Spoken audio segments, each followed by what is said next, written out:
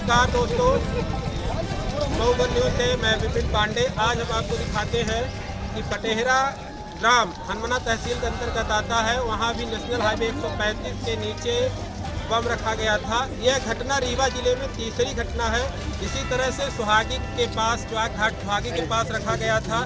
दूसरी घटना मनगमा गगेव के पास, और तीसरी आज बड़ी घटना जो हुई है वो पटेहरी गांव बोला जाता है, वहां पे हुई। आखिरकार यह ऐसा क्यों किया जा रहा है, अभी इस पर कोई वो नहीं है। पुलिस प्रशासन का बहुत अच्छा सहयोग रहा। जैसे ही जानकारी मिली, पुलिस प्रशासन एसडीओपी मऊगंज तत्काल घटनास्थल पर पहुंचे और सूझबूझ के साथ ट्रैफिक भी रोकी।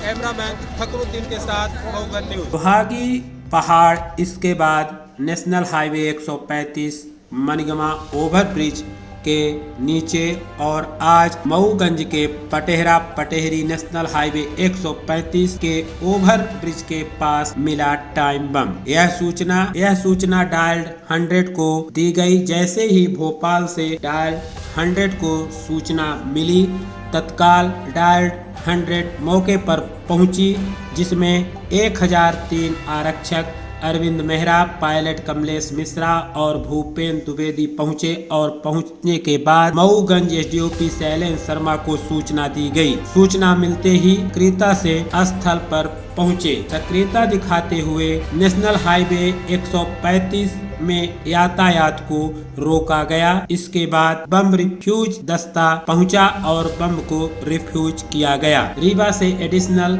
एसपी शिव कुमार वर्मा पहुंचे मऊगंज। सर, आज पटेहरा के पास बम किया हुआ चली गई और मिले भाई, तो उसमें क्या है सर? हाँ, ये एक डिवाइस की सूचना मिली थी। 7:12 पर हमारी 100 डायल को सूचना आई थी कि एक बम नंबर डिवाइस है जो अंडर पास पर लगा हुआ है। उसी को तत्काल ही थाना प्रभारी और उनका स्टाफ पहुंच गया मौके पर, और उनके द्वारा जो वाहन वहाँ से निकल रहे थे उसको हैकर मंडी से रोक दिया गया। कुछ डाइवर्सन भी कराया गया, और पुलिस अधीक्षक महोदय को सूचना जैसे ही मिली थी उनके द्वारा बीडीएस की टीम और रवाना कर दिया गया था। और मुझे भी जानकारी मिली थी तो मैं भी यहाँ आ गया था। देख लिया गया स्पॉट पे, बीडीएस टीम ने उसको डिफ्यूज भी कर लिया, चेक करके सारा कुछ। उसमें जिस तरह से पहले भी मिले हैं डमी टाइप का, उसमें कोई एक्सक्लूसिव नहीं है, और आगे की जांच कार्रवाई की जा रही है। इसमें हमारी साइबर सेल, एटीएस की भी टीम इसमें काम कर रही है, साथ में लोकल पुलिस के साथ मिलकर अन्य एजेंसियां हैं वो भी लगातार इसमें और जो इसमें संदिग्ध है उसको पकड़ के प्रयास किए जा रहे हैं। आगे की कार्रवाई से आपको बाद में अवगत कराया जाए। सर, जिस तरह से ये घटनाएं लगातार हो रही हैं सर, तो इसमें कुछ तैयारी की जा रही है ऐसे लोगों को पकड़ने के लिए?